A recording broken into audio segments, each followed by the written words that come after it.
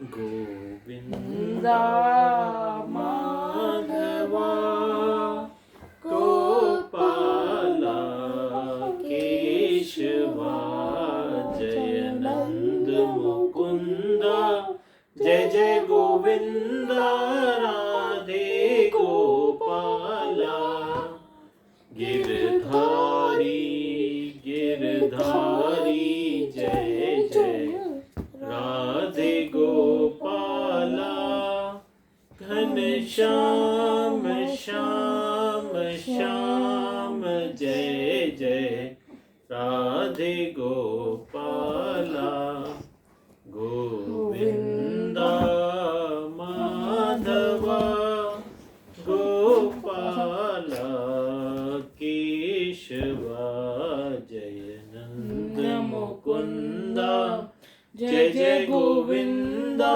राधे गोपाला हरि बोल हरि बोल हरि बोल हरि बोल हरि बोल हरि बोल हरि बोल हरि बोल हरि बोल हरि बोल हरि बोल हरि बोल। बोलिए कृष्ण कन्हैया लाल की जय। आज के आनंद की जय। रस की भरी हुई गगरिया सा मीठा सिया राम कहो राधे श्याम कहो। भगवान का नाम रस से भरा हुआ है हमारे अनुभव में आता है। कैसे? ये वर्ड गलत पूछते हो, चीटिंग करते हो आप। ये ट्रू और फॉल्स वाई हटाओ। निशान, भगवान का नाम रस से भरा हुआ है ऐसा हमारे अनुभव में आता है क्या? नहीं आता। दिनेश आता है या नहीं आता है? निशान को बताया था।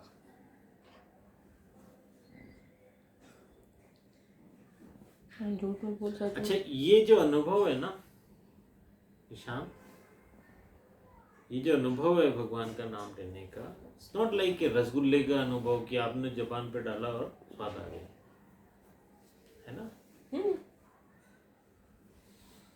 अच्छा, प्रेम का अनुभव में मजा आता है कि नहीं आता है? आप मम्मी से प्यार करते हो, पापा से प्यार करते हो, इज इट जॉय और नॉट? आता है? बोलो ना। आता है। आता है ना?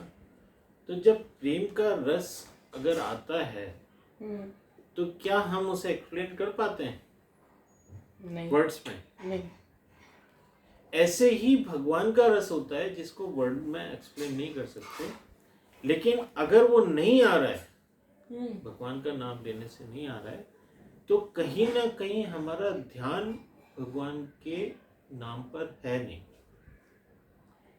वरना जिन जिन लोगों ने भगवान का नाम लिया उन्होंने बोला इससे बेटर रस कहीं और है नहीं दुनिया में, इससे बेटर मजा किसी चीज में नहीं है। मोहे लागी लगन गुरु चरणन की, जो सुख पाऊं राम भजन में सो सुख नहीं अमीरी में। जो सुख पाऊं राम भजन में सो सुख नाही अमीरी में। हाथ में ठूठी बगल में सोठा चारों दिशा जगीरी में। जब कोई व्यक्ति को भगवान की लगन लगती है तो वो अपनी सारी बिलोंगिंग्स को डिस्कार्ड करके क्या बोलता है, जो सुख मेरे को भगवान के नाम में मिल रहा है वो किसी चीज में नहीं है, और I am ready to have only minimum belongings with me, minimum, bare minimum, and चारों दिशा जगीरी में, and then I will be the king for the entire universe. किसी कवि ने बोला है, तुम कहते हो ये मकान मेरा है, तुम कहते हो ये मकान मेरा है, मैं कहता हूं ये खुला आसमान मेरा है। किसका मकान बड़ा हुआ? मेरा। है निशान? बेटा आप रिस्पॉन्स तो करो। आपका जिसका मकान है या जिसका खुला आसमान है? का खुला आसमान। जिसका खुला आसमान है उसका पड़ा। तो हमें हमेशा ओपन माइंडेडली रहना चाहिए। कभी भी तुच्छ चीज़ों की, छोटी चीज़ों की डिज़ाइन नहीं करनी चाहिए, बड़ी चीज़ों की डिज़ाइन करनी चाहिए। हनुमान जी ने बचपन में सूरज को पाने की कोशिश करी। आपको मालूम है स्टोरी? भगवान हनुमान जी थे, वो जब छोटे थे ना तो वो सूरज को निकल गए थे। पता है। इसका मतलब मालूम है आपको? क्या है? Sun represent mango. Light. Okay. Mango. Sun represent knowledge.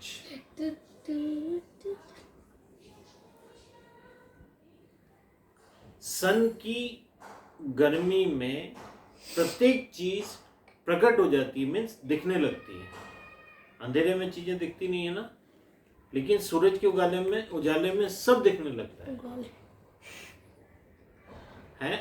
दिखता है कि नहीं दिखता है? दिखता है ना। तो सूरज का जब उजाला होता है, जब सनलाइट निकलती है, तो हमें सब चीजें दिखने लगती हैं। हनुमान जी ने क्या किया?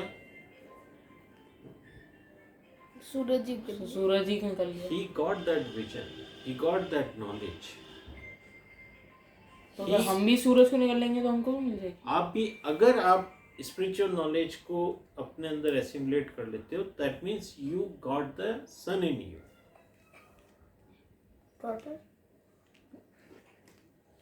Got it?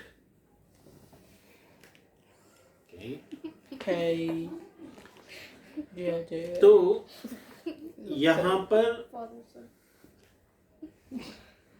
हम लोग देख रहे थे कि नारद जी ने अपने पुराने जीवन की कथा सुनाई, और व्यास महर्षि ने नारद जी से कहा कि आप अब कथा कीजिए और मैं लिख लूं। नारद जी ने कहा महाराज आपको कथा कौन सुनाएगा, आप तो सब कुछ जानते हैं। अब समाधि में बैठिए और समाधि में जो कुछ दिखाई दे वही बोलिए। इस प्रकार नारायण नारायण कीर्तन करते हुए नारद जी ब्रह्मलोक से पधार गए। तो हमने ये देखा था कि जो व्यास भगवान थे, व्यास नारायण भगवान थे, उन्होंने बहुत सारी पुस्तकें लिखी, लेकिन उनको अभी तक संतुष्टि नहीं मिली। तो यहाँ पर नारद जी ने उन्हें बोला कि आप भगवान के प्रेम की कथा लिखिए, भगवान की भक्ति की कथा लिखिए। उसको लिखने के बाद आपको लिखने की संतुष्टि मिल जाएगी। तो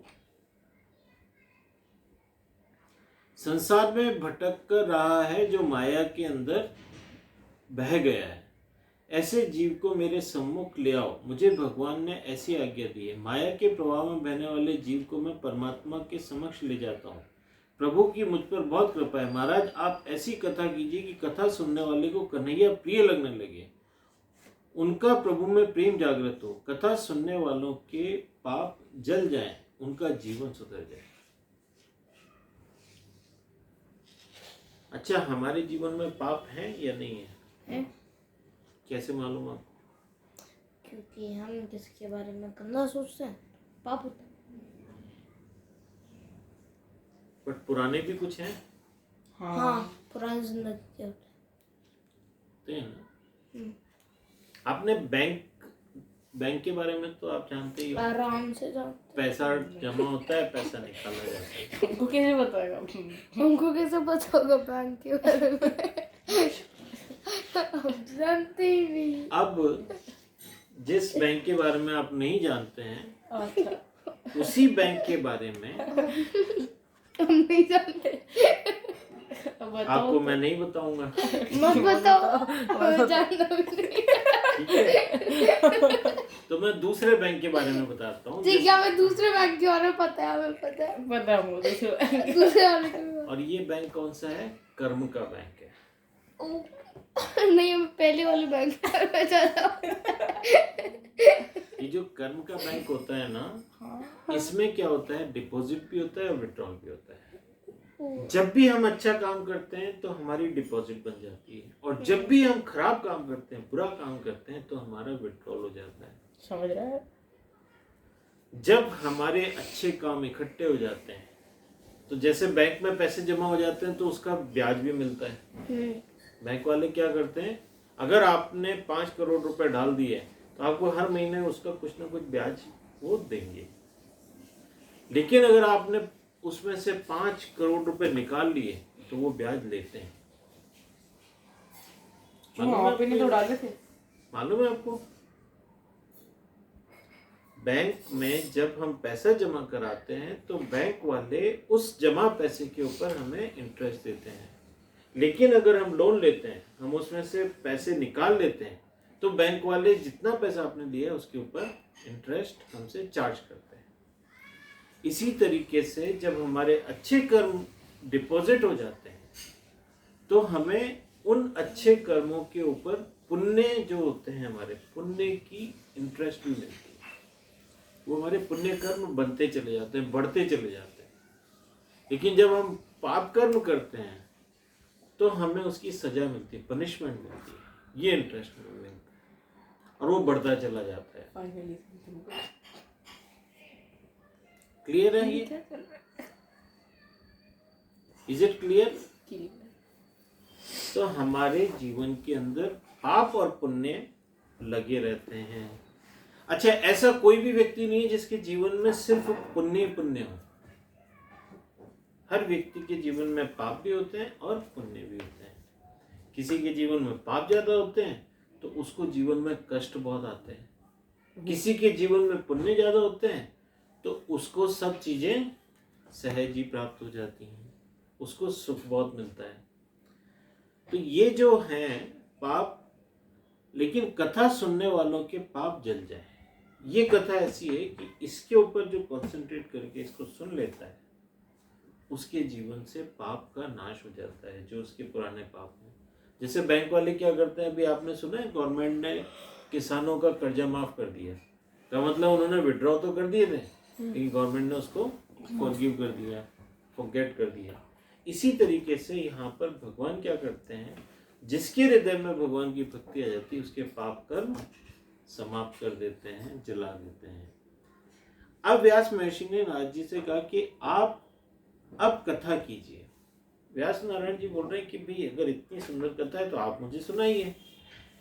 नारद जी बोले, भगवान आप परमात्मा हैं, मैं आपको कथा सुनाऊंगा, आप ध्यान कीजिए, ध्यान में जो कुछ देखें आप, क्योंकि आपका ध्यान भगवान की भक्ति के अलावा कहीं लगता नहीं है, तो आप जो कुछ देखें उसे लिखिए, यही कथा होगी। इस प्रकार नारायण नारायण बोल करके और नारद जी ब्रह्मलोक में पधार गए। अब व्यास महाराज ने पवित्र गंगा जल का आचमन किया है। श्रीधाम वृंदावन के दर्शन हुए, नंद बाबा का राजमहल दिखाई दिया, यशोदा माता की गोद में बालकृष्ण खेल रहे हैं, उंगली पर गिरिराज गोवर्धन उन्होंने धारण किया है। व्यास जी को रास के दर्शन हुए, एक एक बाल लीला के दर्शन हुए, समाधि में जो दिखाई दिया वही व्यास महर्षि कहते हैं। जैसे हमारे कोई चलचित्र आता है ना, ऐसे भगवान की पूरी लीलाएं उनको अपने मानस पटल पे दिखाई दी। मानस पटल means the screen of mind.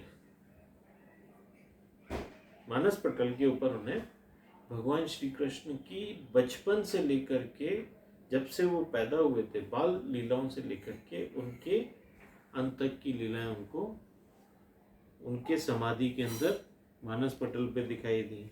अन्य पुराणों में व्यास जी की लौकिकी भाषा है, भागवत में समाधि भाषा है। आंख को झूठ भी दिखाई देता है, जो आंख को दिखाई दे वह सत्य नहीं होता। जादूगर के जादू से रुपयों का ढेर दिखाई देता है, आंख को रुपए का ढेर दिखाई देता है, पर वहां पर मिट्टी होती है। वह अगर सच्चे रुपए होते तो जादूगर भीख क्यों मांगता, टिकट क्यों बेचता।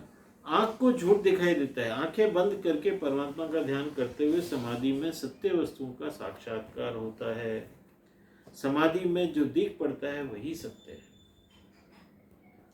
हम लोग क्या करते हैं, साइंस के थ्रू जाते हैं, जो चीज दिखेगी उसका जिसका एविडेंस होगा उसको तो हम सत्य मानते हैं वरना नहीं मानते।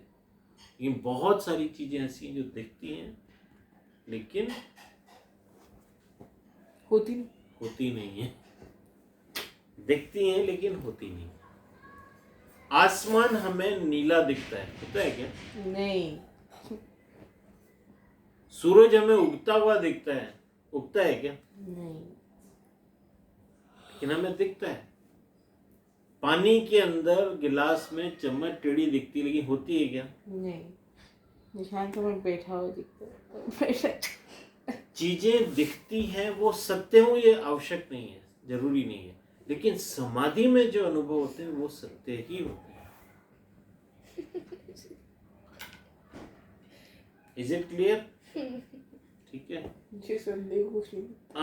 अधिकारी वक्ता और श्रोता सहिता भगवतीम कृत्वानुक्रम्य चात्मजम शुक मध्यापियामास निवृत्ति निरतम मुनि।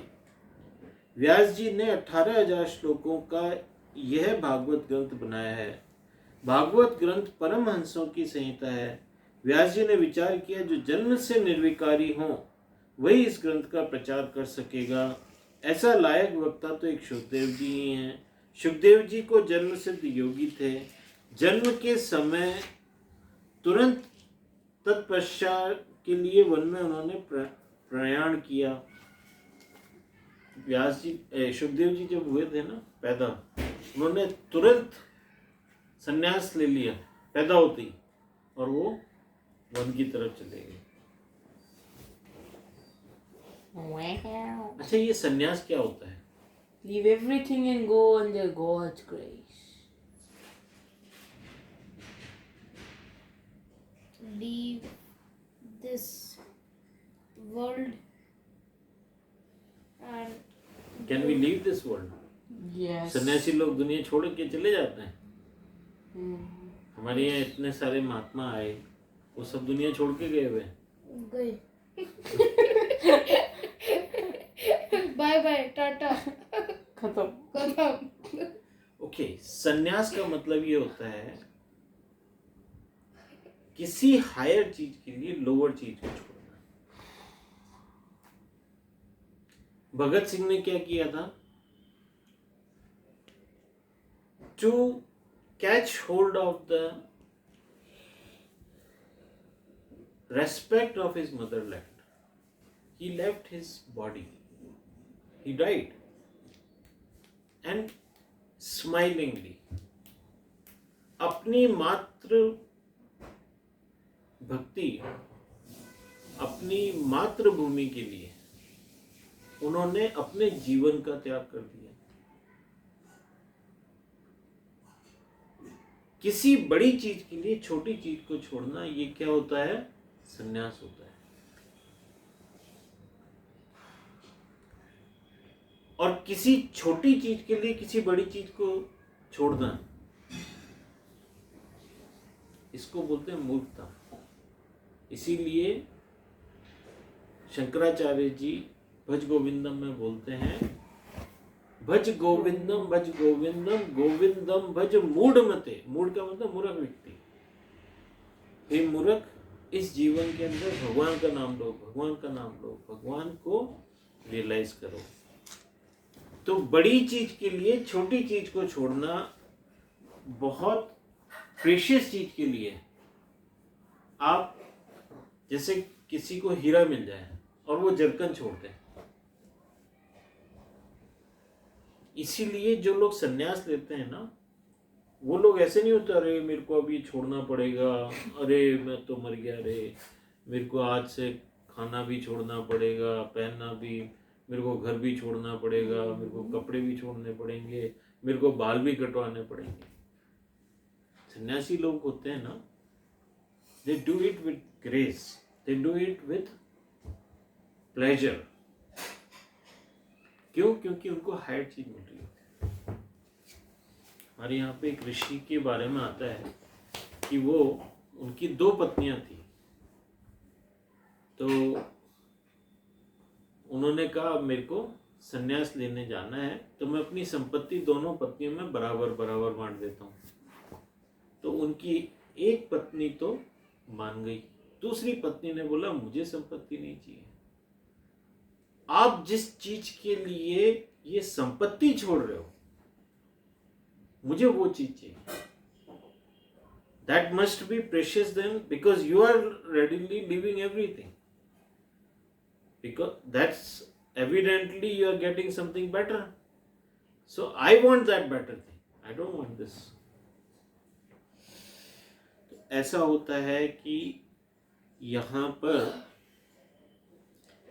वो जैसे ही पैदा हुए सुखदेव जी, तो उन्होंने कहा ये संसार तुच्छ है, भगवान की भक्ति ही परम वस्तु है। तो वो पैदा होते ही निकल के चल पड़े।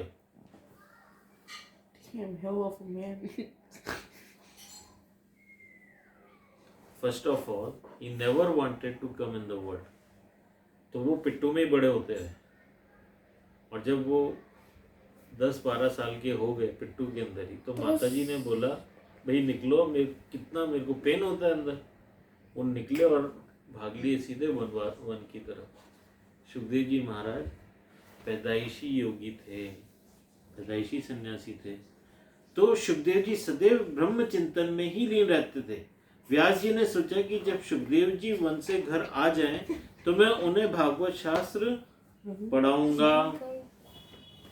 अब ये सुखदेव जी भगवान व्यास के पुत्र थे, तो इन्होंने कहा कि अब जब ये आएंगे तो जो मैंने समाधि के अंदर इतना सब कुछ देखा है, ये शास्त्र मैं सुखदेव जी को पढ़ाऊंगा। सुखदेव जी निर्गुण ब्रह्मा के चिंतन में लीन थे। उनमें उनका चित्त सगुण ब्रह्मा की ओर ले जाने के लिए श्री कृष्ण लीला के श्लोक सुनाना चाहिए, ऐसा व्यास जी ने सोचा। व्यास जी के शिष्य जब वन से समिधादि लेने के लिए जाते हैं, तब व्यास जी के पढ़ाए हुए श्लोक गाते हैं। व्यास जी ने चतुराई से शिष्यों को उसी वन में भेजा जहाँ सुखदेव जी समाधि में लीन थे। सुखदेव जी के चित्त को आकर्षित करने के लिए शिष्यों ने श्लोक को गाना शुरू किया। सुखदेव जी स्नान संध्या करके समाधि में बैठने की तैयारी कर रहे थे कि शिष्यों ने गाना शुरू कर दिया। बहिर्पिंडम नटवर वपुहु कर्णयो कर्णिकारम विबुधवास कनक कपिशम वैजंतिम च मालाम स्नग्रान वेणोर्धर सुधया पूरयन गोप वृंदे वृंदारण्यम स्पदर्मणम प्राविशद गीत कीर्तिम। तो उन्होंने जो भगवान श्री कृष्ण के बारे में, भगवान श्री कृष्ण के श्लोक गाना शुरू किया उसी वन में, जिस वन के अंदर वो संन्यास लिया था, समाधि में बैठे। समाधि में बैठे। श्री कृष्ण गोप बालकों के साथ वृंदावन में प्रवेश कर रहे हैं। मस्तक पर मोर मुकुट उन्होंने धारण किया है। कान में कर्णिकार के पीले पुष्प धारण किए, पीतांबर और गले में वैजंती माला पहनी है। श्रेष्ठ नट जैसा सुंदर विन्यास है। बांसुरी छीदों में अधरामृत भर रहे हैं। पीछे पीछे गोप बालक श्री कृष्ण कीर्ति का जयगान कर रहे हैं। ये वृंदावन धाम श्री कृष्ण के चरण चिन्हों से सुशोभित है, ऐसा उन्होंने वहां पे वर्णन किया। सुखदेव जी ने ये श्लोक सुना। सुखदेव जी को ध्यान में अति आनंद आया। कन्हैया की सुंदर नयन मनोहर मूर्ति हृदय में प्रकट हुई। सुखदेव जी को कन्हैया की बांसुरी के सुर सुनाई पड़े। उन्होंने निश्चय किया कि अब मैं निराकार ब्रह्म का चिंतन नहीं करूंगा, सगुण साकार श्री कृष्ण का चिंतन करूंगा। फिर विचार आया कि सन्यासी के लिए सगुण का ध्यान योग्य नहीं है, निराकार ब्रह्म का ध्यान ही योग्य है, उत्तम है। मैं तो सब कुछ त्याग कर बैठा हूँ। कन्हैया तो सब कुछ मांगेगा, माखन मांगेगा, मिश्री मांगेगा, मैं कहाँ से लाऊंगा? मैंने तो लंगोट भी छोड़ रखी है। सुखदेव जी दुविधा में पड़ गए, निराकार का ध्यान करें या साकार का। उसी समय व्यास जी के शिष्यों ने एक अन्य श्लोक का गान शुरू किया। अहो बकीयम स्तन कालकूटम जिंगास याप यद्यप्य साध्वी लेबे गति धायुचिता ततोन्य कम वा दयालु शरणम व्रजेम। अहो, स्तन में विष भरकर मारने की इच्छा से जिस दुष्ट पूतना ने उनको दूध पिलाया था, उस पूतना को भी उन्होंने सद्गति दी। ऐसे भगवान श्री कृष्ण के सिवाय दूसरा कौन दयालु है कि जिसकी शरण ग्रहण की जाए। श्री कृष्ण की अलौकिक दया का वर्णन व्यास जी ने इस श्लोक में किया है। श्री कृष्ण ने विष देने वाली पूतना को भी यशोदा माता के समान सद्गति दी है। महाभारत में कथा आती है, भीष्म पितामह ने कुरुक्षेत्र में युद्ध में श्री कृष्ण को जब बाण मारे थे, तब भी भीष्म पिता के मरण के समय श्री कृष्ण उनके समक्ष आए थे। श्री कृष्ण तो बाण मारने वाले से भी प्रेम रखते हैं, विष पिलाने वाले से भी प्रेम करते हैं। श्री कृष्ण की माखन मिश्री तो क्या किसी भी वस्तु की जरूरत नहीं है, वे तो मांगते हैं प्रेम, मन का शुद्ध प्रेम। पदार्थ से प्रसन्न होता है वह है जीव, प्रेम से प्रसन्न होता है वह है ईश्वर। समझिए इतना लंबा चैप्टर सुनने के बाद इसका मतलब जो भी भगवान से प्रेम करेगा वो बाद में ईश्वर ही बनेगा। जो भी Yes. प्योर मन से भगवान से प्रेम करेगा वो बनेगा। यस, भगवान इतने दयालु हैं कि वो उनका जो अहित चाहते हैं उनसे भी प्रेम करते हैं, उनको भी सद्गति प्रदान करते हैं। तो भगवान से प्रेम करने के अंदर हमारा कल्याण ही कल्याण है। और ऐसे भगवान से प्रेम करने के लिए जो निर्गुण उपासक थे, निर्गुण का मतलब होता है ऐसे परमात्मा को ध्यान करना जिसका कोई रूप नहीं है, कोई आकार नहीं है, इसको निर्गुण उपासना बोलते हैं। और सगुण उपासना, भगवान का हम आकार भी मानते हैं कि भगवान श्री कृष्ण है। निर्गुण उपासना के अंदर भगवान सब जगह है, जैसे हम लोग बोलते हैं ना कि कण कण में भगवान है। तो ये जो हमारे भगवान की निर्गुण उपासना है। और सगुण उपासना में क्या होता है, हम एक स्टैचू रखते हैं और उनकी विधिवत पूजा करते हैं, ये सगुण उपासना है। तो यहाँ पर जो सुखदेव जी महाराज थे वो निर्गुण उपासक थे, वो सब जगह भगवान का ध्यान करते थे, सब जगह भगवान की चेतना को देखते थे। लेकिन जब उनको उनके पिताजी ने भगवान श्री कृष्ण की छवि के बारे में श्लोक बोले तो उनकी निर्गुण उपासना के बावजूद उस सगुण छवि को उन्होंने जब अपने हृदय में देखा, उन्हें बड़ा आनंद हुआ और उन्हें भगवान की कृपा का भी अनुभव हुआ। बोलिए श्री कृष्ण कन्हैया लाल की जय। आज के